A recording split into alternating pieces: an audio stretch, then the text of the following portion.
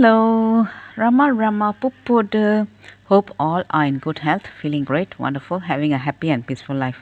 Now let's go to the devotee, Kaya Kanta, the next part. When I came back to Ramana Ashramam, some people for whom I had lot of respect often spoke ill of Kavya Kanta. They claimed that his accounts were figments of his imagination. I was influenced by their views. I approached Mogala Venkataramaya, a great scholar and one of the recorders of the talks with Bhagavan. Munagala had not seen Kavya Kanta and was therefore neutral about him. Why do people pull down Kavya Kanta so much? I inquired, listing out all the transgressions he was rumored to have made. Ganesan, stop, he exclaimed. How did you know all this? I revealed the names of the people who told me this. He replied, They have given an opinion and you have received it. Are you sure it is the truth? I was puzzled. How can we know which opinion is correct? I asked Mongala and then said, Ganesan, don't you know the secret? Whatever Bhagavan says is correct. Whatever everyone else says is an opinion. This is what Mongala said. I was still not satisfied. I had read an argument that Kavyakanta was not a self-realized soul because he had so many sankalpas. His detractors often quoted this as, I was convinced by this logic. I put forth my argument to Munagala. He told me, I asked Bhagavan the same thing.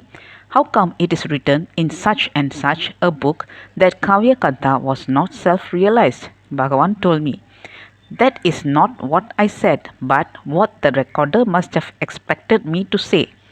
Munagala then advised me, go by whatever Bhagavan has said, and you will be near the truth. Do not go by opinions, particularly if they divided by people, whether about saints or anyone else. Do not pay heed to them. Seekers should never be carried away by negative statements made about any saint. In order to progress, this is the first rule to remember. What detractors say are just opinions, and if we believe them, we fall victim to the mind. It is true that Kavyakanta had very high ideals. However, they were not sankalpas, but satya sankalpas. A sankalpa is a concentrated desire of wanting to achieve something. A satya sankalpa is that sankalpa which comes to you, not that you have a desire for it. In 1908, Kavyakanta has asked Bhagavan, is seeking the source of the I thought sufficient for the attainment of all my aims, or is the mass incantation mantra japa needed? Bhagavan replied, seeking the source of the I thought will suffice, though this was the initial advice Bhagavan gave him. Kavyakanta pressed on with his argument. What about my aims and ideals? Bhagavan replied, it will be better if you throw the entire burden onto the Lord. He will carry them and you will be free. He will do his part. Munagala told me, people quote only these sentences, but Bhagavan told me what happened afterwards. At first, Kavyakanta could not grasp the inner meaning of Bhagavan's counsel. After a few years, he came to Bhagavan and said, Bhagavan, I am surrendering all my sankalpas at your feet, at your holy feet. There was no greater God than Bhagavan for him. Kavyakanta and his disciples plied Bhagavan with questions. Though the answers were not immediately noted down, Nayana had such a clear memory that he later condensed Bhagavan's answers into verses and recited them, saying, This is from the 3rd chapter of Ramana Gita, or this is the 8th verse from the 2nd chapter in Ramana Gita. He had not yet written Ramana Gita, and people used to wonder at his claims. Finally, one day, he sat down and wrote the entire Ramana Gita of 300 verses. He wrote the questions and their answers and showed them to Bhagavan, who verified each of them and remarked, perfectly correct. In Ramana Gita, one of Bhagavan's answers about woman is most revealing. Nayana questions Bhagavan, are not women equal to men? Bhagavan answers, what is woman or man? It is based on the body. For the soul, there is no difference. Then Kavyakanta asks, is it possible for women to master the scriptures? Bhagavan replied, without a doubt. Nayana went on, can women get self-realization? Do they become jnanis? Without a doubt, the Guru said, for the soul which has to achieve realization, there is no difference. In 1922, when Bhagavan's mother attained Mahasamadhi, it was not Bhagavan who wanted to entomb her, glorify her, or build a temple for her. It was Kavyakanta who told Bhagavan, according to the scriptures and your words in the Ramana Gita, she is a realized soul. She should be entombed with all sanctity. He administered this task, and it was over her samadhi that the Matru Buddheshwara temple was constructed. Kavyakanta even assigned the temple its name, Matru Buddheshwara, meaning the Lord who has become the mother. Thus, the idea of the temple, the nucleus around which Ramana Ashramam was built, came from Kavyakanta. Kavyakanta was a great man. Due to his intense penance, his Kundalini rose. According to the scriptures, when the Kundalini goes to the Sahasrara, the crown of the head, its power passes through the head and reaches the sun. Kavyakanta did not want this to happen. Being Bhagavan's disciple, he wanted Bhagavan to place his hand on his head. Kavyakanta later said, the moment Bhagavan put his hands on my head, it was like a cool moon rays raining down on me. The pain completely subsided. Prior to this, some of Bhagavan's other devotees reported seeing a faint vapor-like substance rising from the top of Kavyakanta's head.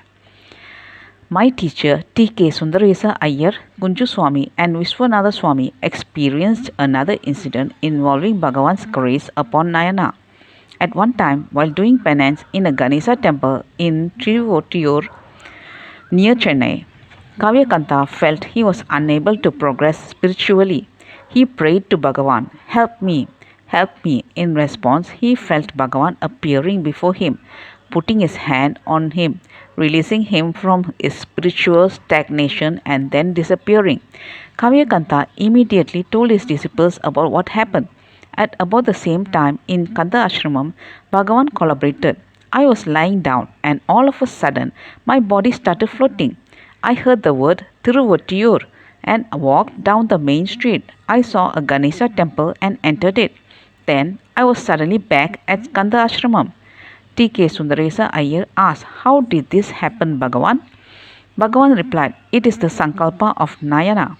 It was not my desire to go. He continued, with this experience, I also understood how Siddhas, legendary sages and saints, travel in the astral realm. Perhaps it was the same for me. Still, it was not mine, but Kavyakanta's desire that made it happen. One day, when Bhagavan was coming down the hill along with Nayana, Sundaresa Iyer and other devotees, he suddenly stopped and said, Nayana, look at me right now. The sun, moon, stars and planets are revolving around my waist. The onlookers could not see the spectacle, but they did see Bhagavan's body glowing with a brilliance. Overawed, the devotees prostrated in front of the master and chanted the sacred Purusha Suktam, a chant sung by the ancient sages praising the Lord of the universe, where the sun and moon are described as the two eyes of the Lord. Bhagavan vouchsafed that after the Kundalini and Tiruvottiur experiences, an electric current had begun to pass through Kavyakanta's body. Consequently, he could not walk barefoot on the earth without getting an electric shock. He began to wear wooden slippers but would reverently take them off in his master's presence. Bhagavan could compassionately say, Nayana is coming. He cannot walk barefoot. Place a non-conductor, a wooden plank for him to sit on. Give him a woolen blanket that he can walk on. We must respect Bhagavan's relationship with Kavyakanta. How the master looked upon his disciples is more important than how a fellow disciple looked upon another. A sage like Bhagavan admired Nayana.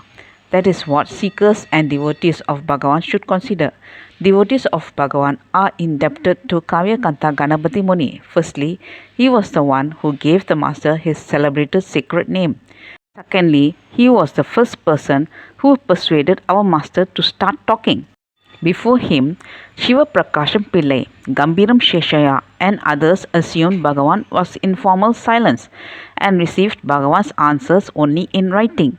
It was to Kavya Kanta that Bhagavan started giving answers orally.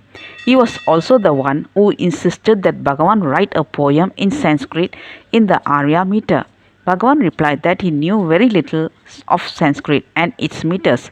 Kavyakanta explained the rules of the Arya meter and repeated his request. A day later, Bhagavan presented to an amazed Kavyakanta 2 flawless verses.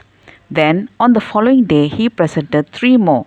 These 5 verses form a hymn, Arunachala Pancharatnam, that is chanted daily in front of Bhagavan's Samadhi. Ocean of nectar, full of grace, engulfing the universe, universal splendor.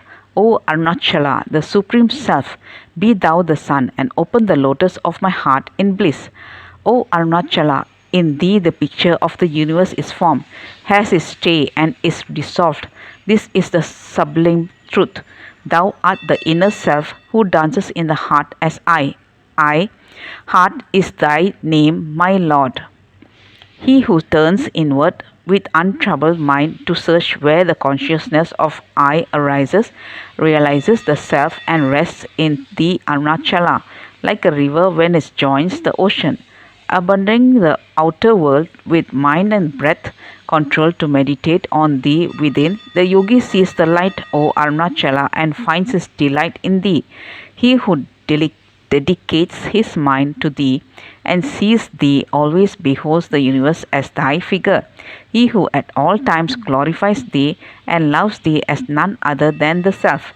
He is the master without rival, being one with thee, Arunachala, eternally in thy bliss. பாடல் 8. ஊர் சுருளம் விடா துணை கண்டங்கிட உன்னழகை காட்டருணாசலா. ஊர் சுற்றும் மனம் இடைவிடாது உன்னை கண்டு அடங்கிட உன் பூரண அழகு ரூபத்தை காட்டு Arunachala. To make my mind that runs around everywhere to continuously see you and subside, show your perfect beauty, Arunachala. Thank you. Bye bye. Rama Rama Puppodu.